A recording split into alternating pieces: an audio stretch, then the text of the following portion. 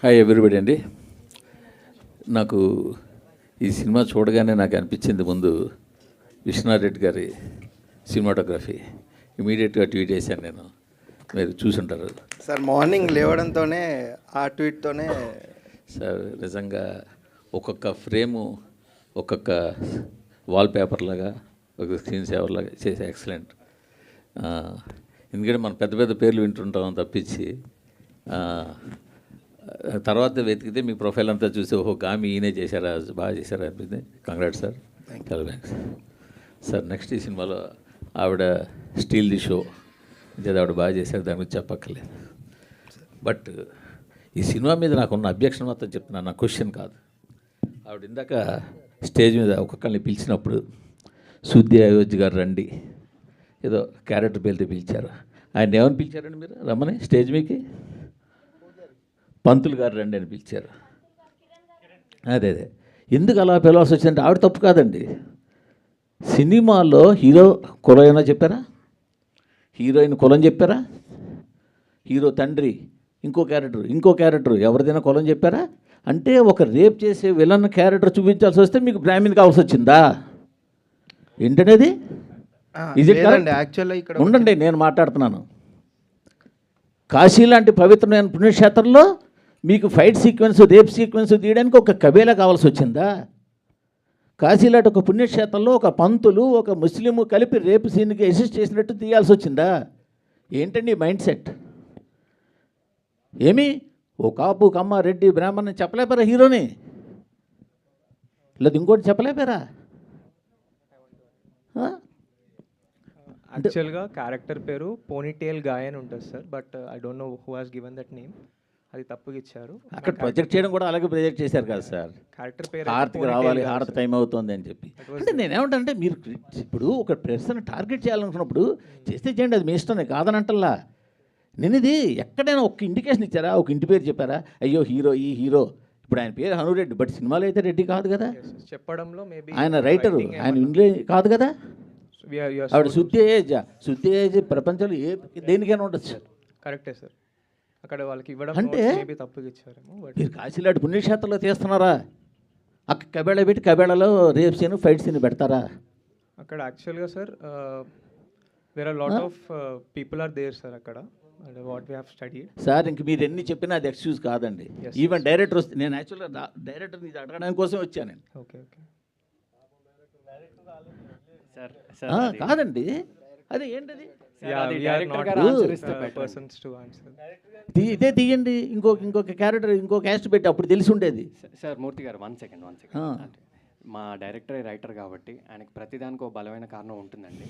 దయచేసి మీరు నిజంగా ఆయన అడిగితేనే బెటర్ అండి. అంటే మీకు లైవ్ అందరూ చూస్తున్నారు, అందరిలోకి వెళ్తుంది, ఆయన చూస్తాడు, ఆయన కారణం చెప్పి ఉండొచ్చు, వేరే సంగతి. బట్ నేనైతే చెప్తున్నాను సార్, రెండు అబ్జెక్షన్స్. ఒకటి సరే ఓకే, కాశీలో పురోహితుడే చూపించాడు, ఆయన ఇష్టం చూపించుకోమన్నాడు. కాశీలో పుణ్యక్షేత్రం అండి, ఆ పుణ్యక్షేత్రంలో ఒక కబేళా చూపించి అంత భారీ కబేళా పెట్టి ఆ కబేళాలో ఒక ముస్లింలు పెట్టి వాళ్ళేమో ఈ పంతులు సపోర్ట్ చేసినట్టు ఏంటండి? ఏం చెప్పదలుచుకున్నారు ఇండైరెక్ట్గా మీరు? ఏమి అంతవరకు చెప్పాల్సిన సినిమా మొత్తం మీరు అంత చేశారుగా. క్లాసిక్గా గీతాంజలి క్యాసెట్ పెట్టావు, హెడ్ ఫోన్స్ పెట్టావు, దాన్ని నేను ఒక క్లాసిక్ సినిమా ప్రొజెక్ట్ చేయబోతున్నానని ఇండికేషన్లు ఎన్నో ఇచ్చారు కదా, వాటి గురించి నేనేం అనలేదే. సో ఇప్పుడు ఆయన ఫోటోగ్రఫీ అద్భుతంగా తీశారే, నేను కాదనలేదే. బ్యాక్గ్రౌండ్ స్కోర్ ఎక్సలెంట్ చేశారే, బాగుందనలేదే. అది కరెక్ట్ కాదు, అది నేను చెప్పేది.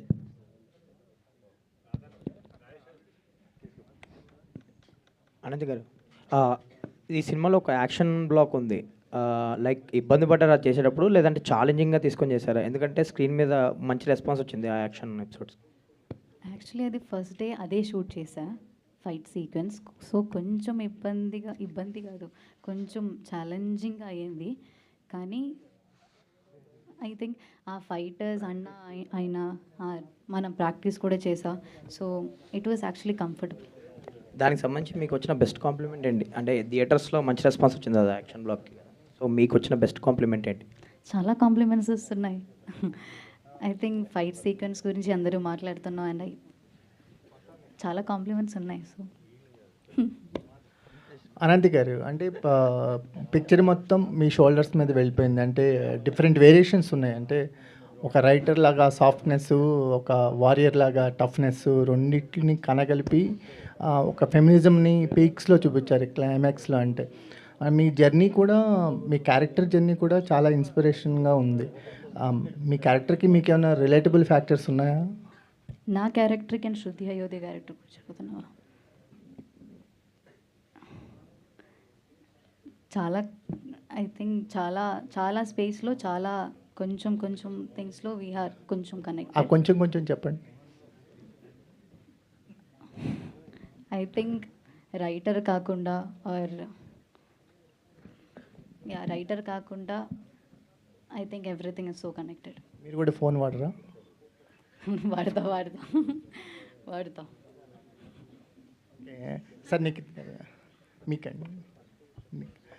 సరే అండి, మేము సర్ప్రైజ్గా ఫీల్ అయింది ఏంటంటే, ఫ్రెండ్స్ ఎప్పుడు హీరోస్ పక్కన హీరోయిన్స్ పక్కన అంటే వాళ్ళు స్క్రీన్లో ఉన్నప్పుడు మాత్రమే చూపిస్తారు తప్ప వాళ్ళకంటూ సపరేట్ ట్రాక్స్, అంత బలమైన ఎమోషనల్ ట్రాక్స్ ఎక్కడ చూడలేదు రీసెంట్ టైమ్స్లో కూడా. మీకు మీ ఫాదర్కి ఉన్న స్ట్రగుల్ చూస్తే అసలు ఈ స్ట్రగుల్ మీద ఒక సినిమా చేయొచ్చు కదా అనిపించింది. అంత బలమైన ట్రాక్ ఉంది. సో ఇంత ఒక పర్పస్ఫుల్ క్యారెక్టర్, అంటే ఫ్రెండ్ క్యారెక్టర్స్ని చాలా అండర్ రేట్ చేస్తారు. వాళ్ళు ఉన్నప్పుడే వస్తారు, తర్వాత వాళ్ళ లైఫ్ ఏంటో ఎవరికి తెలియదు. కానీ ఆ పాత్ని బ్రేక్ చేస్తూ మీ క్యారెక్టర్ ఉంది, ఎలా ఫీల్ అవుతున్నారు? అసలు ఎలా అంటే చాలా అంటే I'm very grateful sir Phani అన్నకి ఆ క్యారెక్టర్ ఇచ్చినందుకు. నేను ఆడిషన్ ఇచ్చినప్పుడే అనుకున్నాను అనమాట. Once I read the scene, ఆ క్యారెక్టర్ అర్థమైన తర్వాత ఇది ఖచ్చితంగా నేను చేయాల్సిందే. కార్తిక్ అనే రోల్ నాకు ఎంత రిలేటబుల్ అంటే సేమ్ నా లైఫ్ స్టోరీ లెక్క అనిపిస్తుంది అనమాట. So I thought I should do it. Sorry, నేను ఏం ఆన్సర్ ఇస్తున్నాను సార్?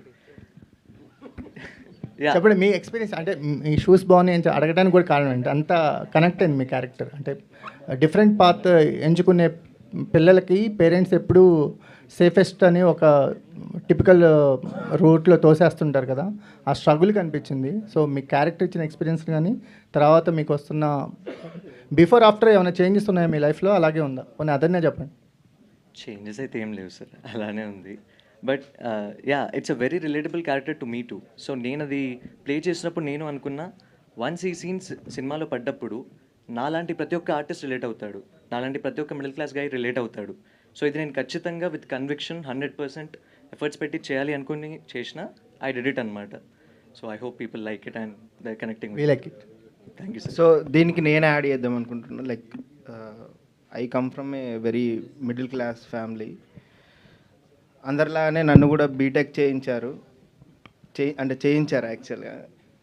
దెన్ నాకు చిన్నప్పటి నుంచి ఫోటోగ్రఫీ అంటే interest, almost 7th 8th class నుంచి. బట్ సక్సెస్ అయ్యే వరకు స్ట్రగుల్ ఉంటుందండి. అంటే ప్రతిరోజు మనల్ని కొలుస్తారు, వేరే వాళ్ళతో కంపేర్ చేస్తారు. అరే వాడు యూఎస్ వెళ్ళాడరా, సంపాదిస్తున్నాడరా అని చెప్తాడు. సో ఇట్లా అంటే లైక్ ఒక టీనేజరు కాలేజ్ స్టార్ట్ అయ్యే కంటే ముందు ఇంట్లో ఎదుర్కొనే ప్రాబ్లమ్స్ ఏవైతే ఉన్నాయో అవి బాగా డిస్కస్ చేశారని అనిపించింది నాకు. హలో అండి, నాది క్వశ్చన్ ఏం లేదు కానీ విశ్వనాథ్ రెడ్డి గారు మీరైతే అమేజింగ్, ఫోటోగ్రఫీ అదిరిపోయింది. చాలా థ్యాంక్స్. యాక్చువల్గా సినిమా చూసిన తర్వాత ఫోటోగ్రఫీనే అందరికి బాగా గుర్తొస్తుంది. పోస్ట్ కార్డ్ లాగా ఉంది, ఒక్కొక్క సీను అదిరిపోయింది, మీదే హైలైట్. మీకు గామిక్ అవార్డు వచ్చింది, దీనికి కూడా యూ డిజర్వ్ అనదర్ అవార్డ్. చాలా థ్యాంక్స్. హాయ్ అండి, కంగ్రాచులేషన్స్ అనంతి గారు, చాలా బాగుంది మీ క్యారెక్టర్. సినిమా రిలీజ్ అయిన తర్వాత కూడా చాలా అందరు కూడా రివ్యూస్ కూడా చాలా బాగా ఇచ్చారు. కాకపోతే ఏంటంటే మొత్తం కూడా బయట మొత్తం ఇప్పుడు కుబేరా ఇది నడుస్తుంది. అంటే ఆ సినిమా రిలీజ్ రావడం వల్ల మీకు కొద్దిగా ఇబ్బంది అయింది అనిపిస్తుంది, అవునా? లేదు, కొంచెం టైం పడుతుంది కదా. సో అంతేనా? అంతే. సో చెప్పండి. అంటే ఏం లేదండి, జస్ట్ ఒక చిన్న రెఫరెన్స్. ఒకప్పుడు Anand Shankar Dada MBBS same time వచ్చాయి. ఆనంద్ అనే సినిమా చాలా మెల్లగా పికప్ అయింది. ఆ శేఖర్ కమల గారే చాలా చెప్పారు. అలాంటిది రిపీట్ అవుతుందనే హోప్ అయితే ఉందండి. అండ్ రిపీట్ అయ్యే సినిమా కూడా ఇది, ఎందుకంటే ఇది ప్రతిరోజు జనాల్లోకి ఇంకా వెళ్తుంది. అండ్ మైత్రి లాంటి సంస్థ ఉంది కాబట్టి, మీరు అడిగిన క్వశ్చన్కి ఆన్సర్ మైత్రి అండి. మైత్రి లాంటి సంస్థ ఉంది కాబట్టి ఇది తప్పకుండా జనాల్లో నిలబడుతుంది, వాళ్ళు కూడా నిలబడతారు. లేకపోతే మీరు అన్న క్వశ్చన్ ఏంటంటే కుబేరా లాంటి పెద్ద సినిమాతో ఒక సంస్థ బ్యాకింగ్ లేకుండా దిగలేమండి. ఇక్కడ మాకు సంస్థ ఉంది, కంటెంట్ ఉంది. అందుకే ఆనంద్ శంకర్ దాదా ఎంబీబీఎస్ ఎగ్జాంపుల్ ఇచ్చా. మరి ఈ ప్రెస్ మీట్కి వాళ్ళు ఎందుకు రాలేదండి అసలుకి? అస్సలు నాకే ఐడియా లేదండి. నాకు తెలిసేసి దే ఆర్ బిజీ ప్రొడ్యూసర్స్, ఏమేమో ఉండొచ్చు. నాకు you have to ask them please. శుద్ధి అయోధ్య, కంగ్రాచులేషన్స్ అమ్మా. Thank you so much sir. ఒక్కసారి నేను వద్దనుకుంటే నా పైట చెంగు కూడా నీ ఒక్క చూడదని ఇంటర్వెల్ బ్యాంగ్లో చెప్పారు. ఇప్పుడు వస్తున్న అమ్మాయిలకి మీరు చెప్పబోయేది ఏంటి? సరే, అర్థం కావట్లేదు.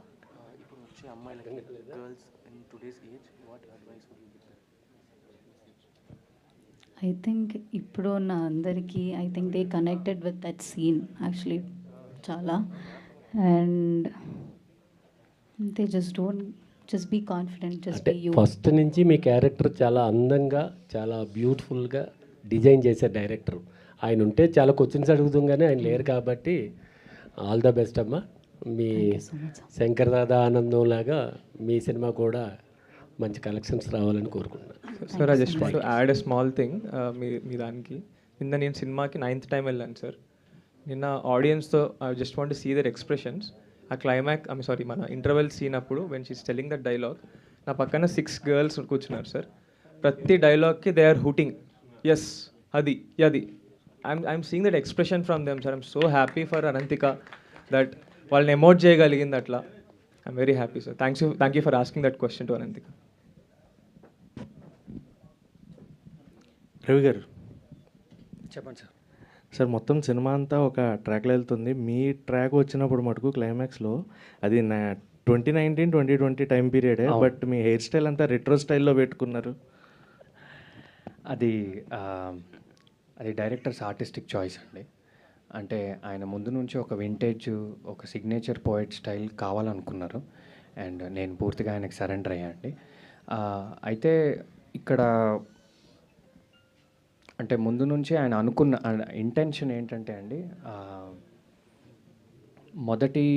మొదటి లీడ్ ఏదైతే కొంచెం యంగ్ ఏజ్లో ఏదైతే లవ్ స్టోరీ ఉంటుందో అది కొంచెం మనకి చామ్ ద్వారా, అందం ద్వారా వెళ్ళాలి. రెండో లవ్ స్టోరీ ఏదైతే ఉంటుందో అది మనకి క్యారెక్టర్ ద్వారా లేదా ఒక పోయటిక్ డెప్త్ ద్వారా వెళ్ళాలి అనే యాంగిల్ కూడా ఉండిందండి. సో అందుకే ఆర్టిస్టిక్ చాయిస్ అంటున్నా. So he wanted a vintage look for that character and అది కొంచెం అలానే డిజైన్ చేయడం జరిగింది. Yeah, I hope you got the answer. Yeah, తప్పకుండా నెక్స్ట్ సినిమా ఈ లుక్లో చేస్తా అండి. చాలామంది అన్నారు ఇది. అయితే ఏంటంటే నేను ఒక విషయం ఇక్కడ చెప్తా అండి, అంటే ఒక యాక్టర్ లాగా తప్పకుండా ఏంటంటే ఇప్పుడు కొన్ని చోట్ల అంటే పబ్లిక్గానే చెప్తున్నా, ఏం లేదు, యాక్టర్ అనేవాడు అన్నీ తీసుకోవాలి లేకపోతే సినిమాల్లోకి రాకూడదు కాబట్టి అక్కడక్కడ లుక్ మిస్ఫైర్ అయిందనే కామెంట్స్ వచ్చాయండి. అయితే ఏంటంటే దట్ ఈస్ సంజయ్ అండి, that is not Ravi. So మేము సంజయ్ అనే పాత్ర డిజైన్ చేయడానికి అది చేసాము. అయితే ఇక్కడ ఏంటంటే ఇప్పుడు సపోజ్ నేను ఒక 3-4 సినిమాలు చేశాక నేను ఇది చాలా 100% కాన్ఫిడెన్స్తో చెప్తున్నా, మీరు అది ఒక కొలా చేసుకుని రవి చేసిన 3-4 సినిమాలు పక్కపక్కన పెడితే మీకు ఏ సినిమాలో రవి కనపడ్డండి, క్యారెక్టరే కనపడతాడు.